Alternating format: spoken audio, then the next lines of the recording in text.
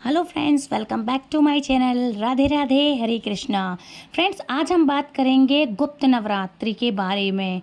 तो वर्ष 2024 में जो गुप्त नवरात्र आते हैं आषाढ़ मास में, आज हम उसके बारे में बात करेंगे। तो ये गुप्त नवरात्रि का प्रारंभ हो रहा है 6 जुलाई दिन शनिवार से। आषाढ़ महीने की इस नवरात्रि में माँ दुर्गा की शक्ति की उपासना का विधान आता है। इन 10 दिनों में महाविद्याओं की साधना की जाती है और वर्ष में आदि शक्ति माँ भगवती की उपासना के लिए 4 नवरात्रियाँ आती हैं। इनमें से 2 गुप्त एवं 2 उदय नवरात्रि होती हैं। चैत्र और अश्विन मास की नवरात्रि उदय नवरात्रि तथा आषाढ़ और माघ की नवरात्रि गुप्त नवरात्रि के नाम से जानी जाती है ना। इस बार शनिवार 6 जुलाई 2024 से गुप्त नवरात्रि का पर्व प्रारंभ होकर दिन मंगलवार दिन मतलब 16 तारीख तक 16 जुलाई तक 2024 तक जारी रहेगा। माँ दुर्गा आदि शक्ति की उपासना का पर्व गुप्त नवरात्रि से संबंधित पौराणिक मान्यता के अनुसार इन दिनों अन्य नवरात्रि की तरह ही पूजन करने का विधान आता है। इन दिनों भी 9 दिन के उपवास का संकल्प लेते हुए प्रतिपदा यानी पहले दिन घट स्थापना करना चाहिए। घट स्थापना के बाद प्रतिदिन सुबह और शाम माँ दुर्गा की आराधना करनी चाहिए। इसका महत्व क्या है, तो महत्व की ओर चलते हैं।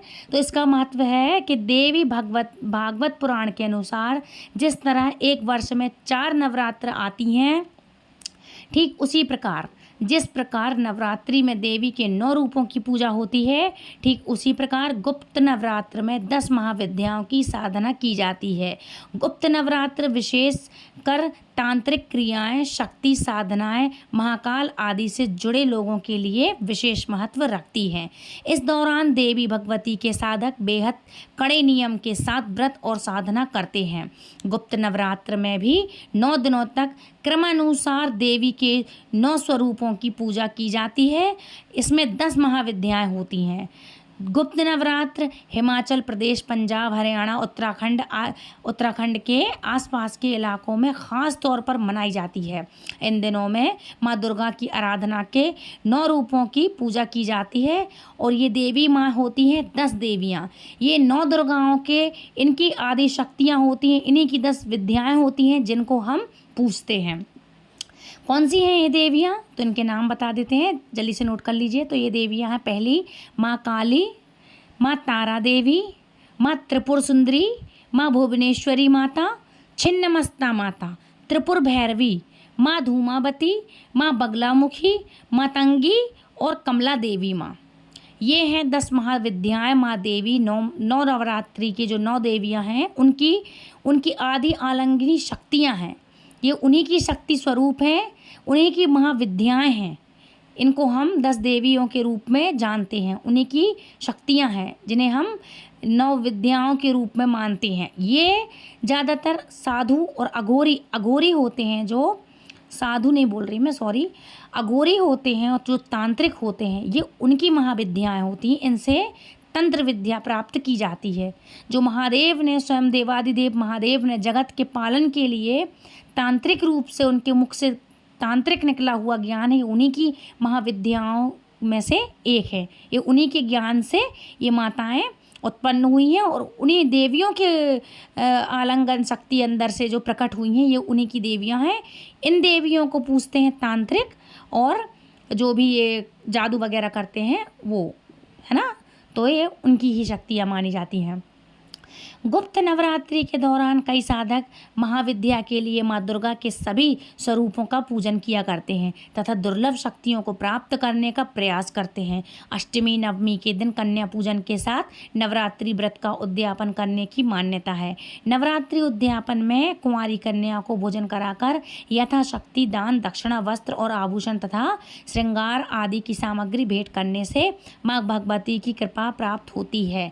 ये आप याद रखिएगा कि कन्याएं 1 साल से लेकर 10 वर्ष तक की हों, है ना। ये आपको विशेष करके याद रखना चाहिए।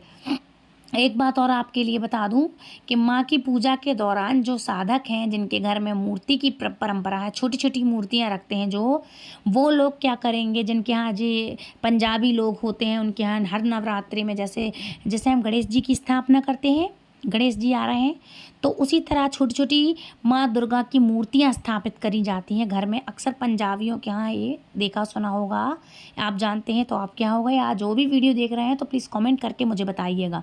तो उनके यहाँ जैसे रखती हैं तो ये क्या कहलाते हैं, साधक। माँ नवरात्रि के हिसाब से जो 9 देवियों का पूजन करते हैं वो साधक ही कहलाते हैं। तो ऐसे घरों में क्या होना चाहिए कि स्पेशली लेडीज़ और जेंट्स कुछ बातों का ध्यान रखें। पहले तो नवरात्र के चलते, चाहे गुप्त हो चाहे उजागर वाले नवरात्र हों, इन चारों नवरात्र में इनके चलते, गुप्त नवरात्र के चलते आपके लिए लहसुन प्याज का सेवन नहीं करना चाहिए, मांस मदिरा आदि का आपको सेवन नहीं करना चाहिए। इसके साथ ही ब्रह्मचर्य का आप पालन करेंगे। जो भी माँ की सेवा शक्ति, जो भी सेवा करते हैं या घर में माँ का स्थानांतरण मतलब स्थापित किया है, जवारे करे हैं या सेवा कर रहे हैं किसी भी रूप से, उन लोगों को खास करके बता रही मैं, उनके लिए ये पालन करना चाहिए। आप चमड़े का बेल्ट नहीं पहनेंगे, चमड़े के जूते नहीं पहनेंगे, आप अपने बाल नहीं कटवाएंगे। इन 9 दिनों के दौरान आप नेल्स नहीं काटेंगे, उसके पहले आप काट लें, चाहे लेडीज़ हो चाहे जेंट्स हो, है ना। मांस मदिरा इत्यादि का आप सेवन नहीं करेंगे, ब्रह्मचर्य व्रत का पालन करेंगे, है ना। ये कुछ चीज़ें हैं जो आपको विशेष करके ध्यान रखना चाहिए। ये चीज़ें आपको बिल्कुल भी नहीं करना चाहिए, ठीक है। इसके साथ हम बात कर लेते हैं घट स्थापना के मुहूर्त के बारे में। तो पहला मुहूर्त बन रहा है नवरात्रि के पहले दिन विधि विधान के साथ घट स्थापना का मुहूर्त है, जो वह है आषाढ़ महीने के गुप्त नवरात्रि की घट स्थापना का मुहूर्त 6 जुलाई सुबह 5:11 से लेकर के सुबह का 7:26 तक आप कर सकते हैं। इसी के साथ अभिजीत मुहूर्त की अगर मैं बात करूं तो अभिजीत मुहूर्त है, अभिजीत मुहूर्त के कलश स्थापना यदि आप इस समय नहीं कर पाते हैं तो अभिजीत मुहूर्त में, जो अभिजीत मुहूर्त है सुबह 11 बजे से लेकर के सुबह 12 बजे तक, दोपहर में जो 12 बजते हैं वो 12 बजे तक आप इस समय इन 2 मुहूर्त में कलश की घट स्थापना आप कर सकते हैं, है ना। अब बात करते हैं माँ के वाहन के बारे में। तो नवरात्रि में माता के, दुर्गा माँ के वाहन का विशेष महत्व होता है कि किस रूप में, किस स्वरूप में, किस वाहन पे माँ पधार रही हैं हमारे पृथ्वी लोक में। तो गुप्त नवरात्रि की शुरुआत जब 6 जुलाई से शनिवार को होने जा रही है, तो इस हिसाब से माँ दुर्गा घोड़े पर सवार होकर धरती पर आने वाली हैं। माना जाता है कि जब घोड़े पर सवार होकर माँ दुर्गा आएंगी तो प्राकृतिक आपदा की शंका होगी। भारतवर्ष में प्राकृतिक आपदाएं आएंगी, शायद आप भी समझ जाएंगे और देखेंगे कि माँ आई हैं घोड़े पर सवार होकर।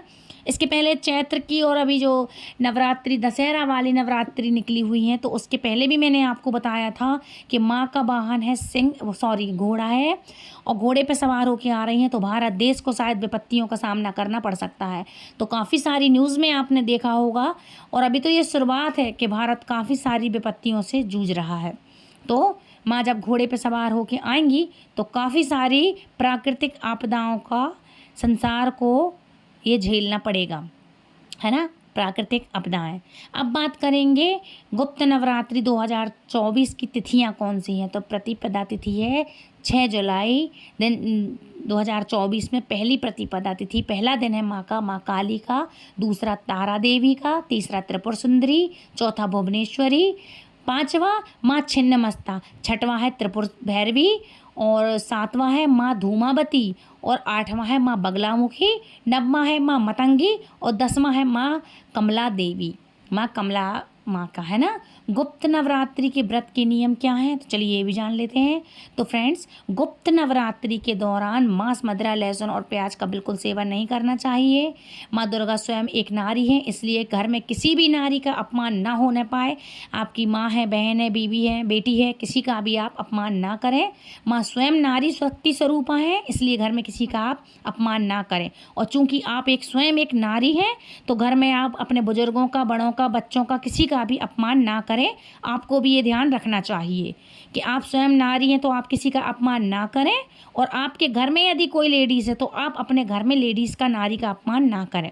माँ दुर्गा एक नारी है, इसलिए नारी का सदैव सम्मान करना चाहिए। जो नारी का सम्मान करते हैं वह माँ दुर्गा उन पर बहुत जल्दी प्रसन्न होती है ना। साथ ही नवरात्रि के दिनों में घर में कलेश, द्वेष या अपमान नहीं होना चाहिए किसी का भी। कहते हैं कि ऐसा करने से बरकत घर में नहीं होती है, आपकी बरकत चली जाएगी, लक्ष्मी रूठ जाती हैं। और शांति बनाए रखें घर में, है ना। नवरात्रि में स्वच्छता का विशेष ध्यान रखना चाहिए। 9 दिनों तक सूर्योदय के साथ ही आप लोग स्नान कर लें, स्वच्छ वस्त्र धारण करें। माँ के किसी भी मंत्र का, बीज मंत्र का आप जाप कर सकते हैं। ये विशेषकर ये 9 और जो 10 दिन होते हैं, जो 10 दिन महाविद्याओं के, ये किसी भी बीज मंत्र को साक्षात अपने उजागर करने के लिए होते हैं। खासकर सिद्धियों की प्राप्ति करने के लिए नवरात्र होते। गुप्त मतलब छुपा के रखने वाला। तो कोई भी साधक यदि कुछ भी कर रहा है तो ये चुपचाप करें, छुपा कर करें, किसी को उजागर ना करें। किसी भी मंत्रमाला का बीज मंत्र है जो आप उसको सिद्ध कर सकते हैं। सिद्धि की रात्रियाँ होती हैं, सिद्धि रात्रियाँ होती हैं, सिद्ध करने वाली रात्रियाँ होती हैं। ये महाशक्तियों की इतनी दैव्यमान होती हैं, ब्रह्मांड में शक्तियाँ इतने सुचारू रूप से उजागर होती हैं, साक्षात तेज में रहती हैं शक्तियाँ, मतलब पृथ्वी पर जागृत अवस्था में होती हैं ये शक्तियाँ, महाविद्याएँ, महाशक्तियाँ, है ना। तो इस दौरान आप किसी भी अपने बीज मंत्र का आप मतलब कोई भी बीज मंत्र है जो आपका, आप उसको जागृत अवस्था में कर सकते हैं, जागृत कर सकते हैं। इसके साथ नवरात्रि के दौरान काले रंग के वस्त्र नहीं धारण करना चाहिए और ना ही चमड़े के आपको बेल्ट जूते धारण करना चाहिए। ध्यान रखें कि जहाँ तक हो लाल, पीले, सफ़ेद, हरे, सफ़ेद नहीं, हरे, इन सब कलर का आप इस्तेमाल कर सकते हैं, ठीक है। काले कलर के वस्त्र ना पहने। नवरात्रि के दौरान बिस्तर पर नहीं सोना चाहिए, आपको ज़मीन पर सोना चाहिए। घर पर आए हुए आप किसी भी मेहमान का या कोई भी आपके यहाँ किन्नर आ जाए या भिखारी आ जाए तो उसको खाना दें। श्रद्धानुसार दान दे सकते हैं। आप उसको अपमानजनक दृष्टि से ना देखें, ना उसका अपमान करें, ना ऐसा अपमान करके उसको भगाएं, है ना। अब बात कर लेते हैं कि दुर्गा माँ की इसकी सामग्री क्या है। जब हम उनकी स्थापना करेंगे तो दुर्गा माँ की प्रतिमा या चित्र सिंदूर, केसर, कपूर, जौ, धूप, वस्त्र, तर्पण, कंघी और सुहाग का सामान, सुगंधित तेल, वंदन बार, आम के पत्ते, लाल पुष्प, धूप, ध्रुवा मतलब मेहंदी, ये सब चीज़ें, सुपारी है, हल्दी की गांठ है, पिसी हुई हल्दी है। आपके लिए एक पूजा की आसन रखना चाहिए, पटरा, और जिस पे हम चौकी, जिस पे हम फोटो या प्रतिमा रखेंगे, और रोली मोली, और आप रेड कलर के गुड़हल के फूल रख सकते हैं, पुष्प है, हार है, बेलपत्र है, कमलगट्टा, जौ है, बंधन बार, दीपक, दीप बत्ती, धूप बत्ती, नैवेद्य, मधु मतलब शहद, शक्कर, पंचमेवा, जायफल, जायवित्री, नारियल, आपके बैठने के लिए आसन। आपको रेत चाहिए, मिट्टी मिली हुई, और मिट्टी अलग से ले सकते हैं, रेत अलग से ले सकते हैं। पान, लौंग, इलायची, कलश, मिट्टी या पीतल का हवन करने का हवन कुंड, ये सामग्री पूजन के लिए। और सारी थाली आप लगा लें। एक थाली, श्वेत वस्त्र, दूध, दही, ऋतुफल, सरसों, सफ़ेद सरसों, पीली सरसों, गंगा जल इत्यादि चीज़ें आपको पूजन सामग्री में लगेंगी। अब बात करते हैं इसकी पूजा विधि क्या है। छोटे से रूप में बता दे रही है, आप जैसा करते हो प्लीज़ कमेंट मुझे कीजिएगा, है ना। तो सुबह जल्दी उठ कर के सभी कार्यों से निवृत्त होकर नवरात्रि की सभी पूजा सामग्री को एकत्रित कर लें। एक रात पहले करके रख लें आप, फिर सुबह जल्दी निवृत्त हों। व्रत का आप संकल्प लें, साथ में संकल्प लेंगे, उसके बाद आप दिया प्रज्वलित करें, क्योंकि दिया प्रज्वलित करने का एक कारण ये भी होता है कि हमारी पूजा के साक्षी कौन है, तो हमारी पूजा के साक्षी स्वयं अग्निदेव होते हैं, इसलिए हम सबसे पहले दिया को प्रज्वलित करते हैं, है ना। तो आप ये कर लें। इसके बाद माँ दुर्गा की प्रतिमा को लाल रंग के वस्त्र में सजाएं, मिट्टी के बर्तन में जौ के बीज बोएं और नवमी तक प्रतिदिन पानी का छिड़काव करें। पूर्ण विधि के अनुसार शुभ मुहूर्त में कलश को स्थापित करें। इसमें पहले कलश में गंगा जल आप भर करके रख लें। उसके बाद आप गंगा जल का जो कलश है उसके मुख पर आप कलावा बांधें। अब इसमें आम की पत्तियां लगाएं और उसके ऊपर आप नारियल रखें, ठीक है। उसके बाद कलश को लाल कपड़े से लपेट करके और कलावा के माध्यम से उसे बांधें। अब इसे मिट्टी के बर्तन के पास रख दें, ठीक है। फूल, कपूर, अगरबत्ती, जोत के साथ पूजा करें। 9 दिनों तक माँ दुर्गा से संबंधित मंत्र जाप करें। मंत्र आप कोई भी आप अपना बीज मंत्र कर सकते हैं। एक मैं बता दूंगी। माता का स्वागत करके उनसे सुख समृद्धि की कामना करें। अष्टमी या नवमी को दुर्गा पूजन के बाद 9 कन्याओं का पूजन करें और उन्हें तरह तरह के अच्छे अच्छे पकवान, पूड़ी, हलवा, चना ये सब अपने खवाएं और भोग लगाएं माँ को, है ना। आखिरी दिन दुर्गा माँ की पूजा के बाद घट विसर्जन करें और माँ की आरती गाएं। उन्हें फूल चावल चढ़ाएं, वेदी से कलश को उठाएं और विसर्जन करें। माँ की अच्छे से विदाई करें। अच्छा, बीज मंत्र आप कौन सा कर सकते हैं, तो बीज मंत्र आप कर सकते हैं या देवी सर्वभूतेषु शक्ति रूपेण संस्था नमस्तस्यै नमस्तस्यै नमस्तस्यै नमो नमः, है ना। और इन 9 दिनों के दौरान आप दुर्गा सप्तशती का पाठ आप अवश्य करें। जो भी आपकी मनोकामना होगी पूर्ण होगी, तो इस तरह से आप कर सकते हैं। अब बात कर लेते हैं एक दो छोटे छोटे टोटके के बारे में। तो नवरात्रि के पहले दिन 9 गोमती चक्र लेकर माँ दुर्गा के पास रख दें, है ना। इससे धन में वृद्धि होती है। और लाल कपड़े में बांध के अपनी तिजोरी में रख लें, ठीक है। नवमी के दिन, पहले दिन करें, नवमी के दिन तक रखे रहने दें, रोज़ पूजा पाठ करें उनकी, और 10वीं के दिन आप अपने रख लें। गुप्त नवरात्रि में रोजाना रात्रि मतलब रात्रि में मतलब रात में, यानी निशिता काल मुहूर्त में देवी दुर्गा के आधे घी का दीपक आप जरूर जलाएं। आधा दिया भर लें, घी का दीपक आप जरूर जलाएं। अगर आपके परिवार का कोई सदस्य लंबे समय से बीमार है तो इस गुप्त नवरात्रि में माँ दुर्गा को लाल रंग के पुष्प आप जरूर से अर्पित करें, ठीक है। आप ये जरूर से ध्यान रखिएगा, आप लाल रंग का पुष्प आप जरूर चढ़ाएं, ठीक है। गुप्त नवरात्रि के पहले साफ सुथरे लाल कपड़े में अक्षत और कुछ कौड़ी बांध करके घर की तिजोरी में या फिर यहाँ जहाँ भी आप धन रखते हैं, पैसे रखते हैं, वहाँ पर रख दें। इसके बाद गुप्त नवरात्रि के पूरे 9 दिनों तक उसकी पूजा करें। फिर व्रत के आखिरी दिन उसे अपने घर के आंगन की ज़मीन में दबा दें, मतलब आंगन हो उसमें दबा के रख लें। इस उपाय को करने से आपके घर में कभी भी धन की कमी नहीं होगी। यदि आंगन नहीं है तो आप अपने घर में तिजोरी में रख सकते हैं। और 9 दिनों तक जब आप करेंगे तो इसके पहले आप उसमें रोज़ पूजा पाठ इत्यादि इत्यादि आप करें। हवन धूप दीप जरूर दिखाएं आप उसको, है ना। इससे क्या होता है, शुद्धि उसकी बनी रहती है, ठीक है। दुर्गा सप्तशती का आप पाठ जरूर करिएगा, ठीक है। माँ के बीज मंत्र का आप जाप जरूर कर सकते हैं, ठीक है। तो फ्रेंड्स, ये थी आज की जानकारी। आई होप आपको पसंद आई होगी।